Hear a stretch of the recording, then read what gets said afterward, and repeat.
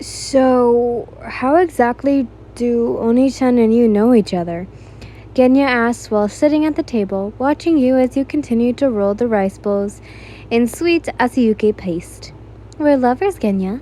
It should be obvious to you by now. You tease, causing the young boy to blush out in embarrassment. I know that, he hissed. He was just like Sanemi, perhaps, said Windpillar, was becoming a bad influence on his little brother.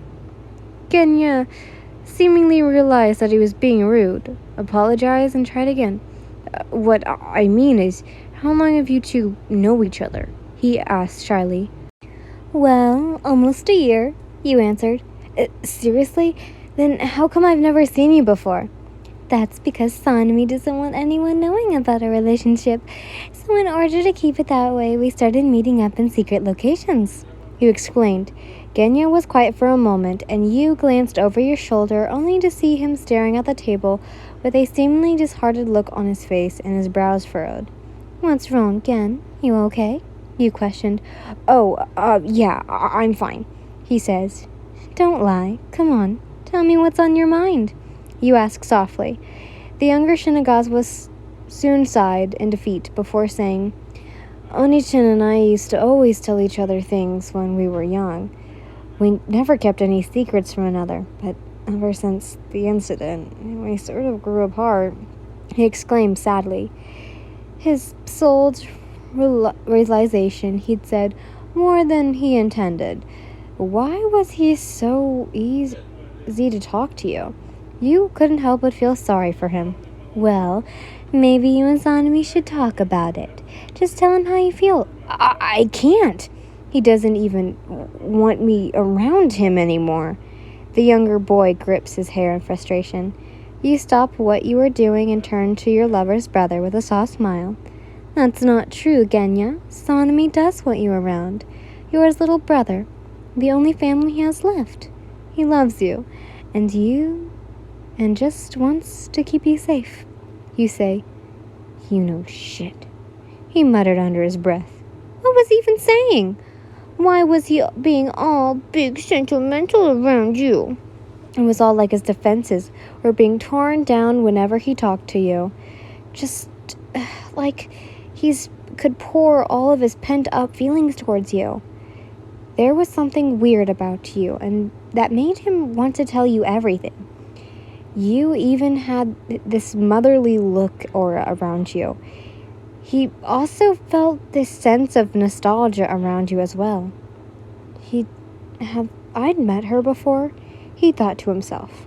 The only thing that came to Genya's mind was something favorite colored and sweet of favorite scent.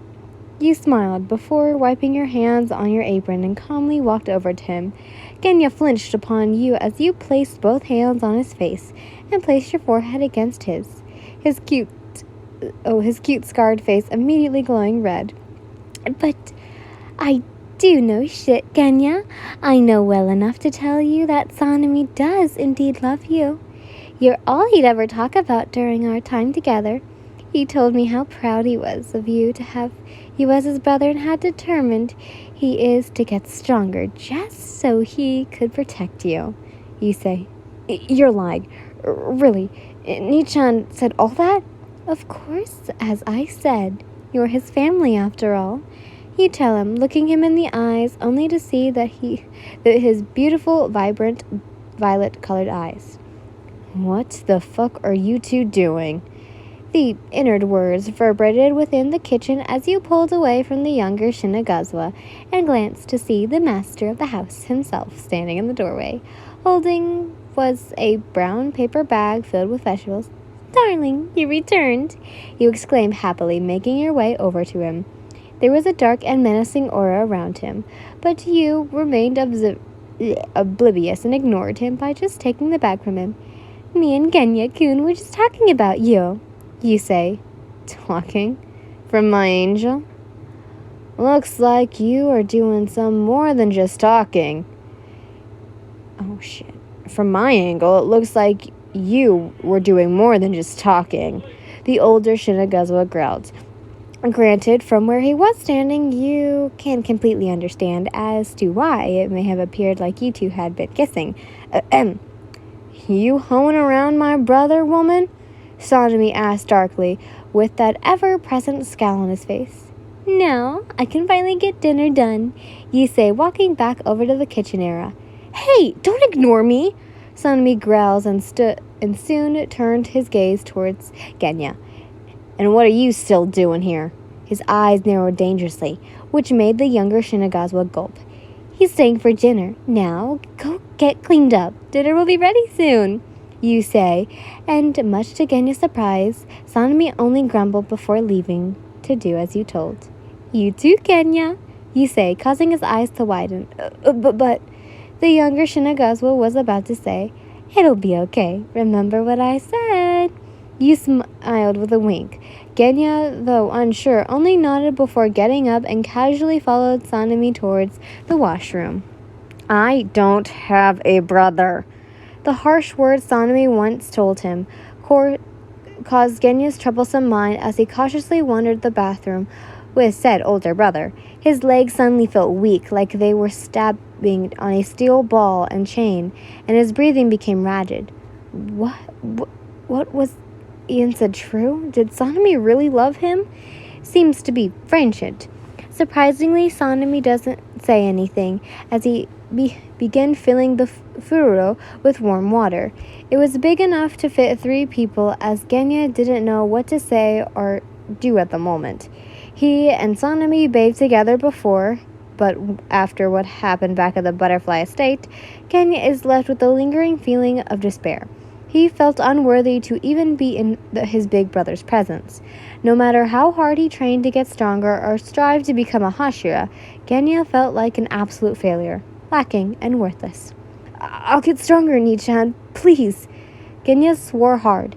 He could feel tears gather in his eyes and were about to spill as he hurriedly went to wipe them away. Gotta be strong, he tells himself. Be strong and prove to Nichan that I'm worthy.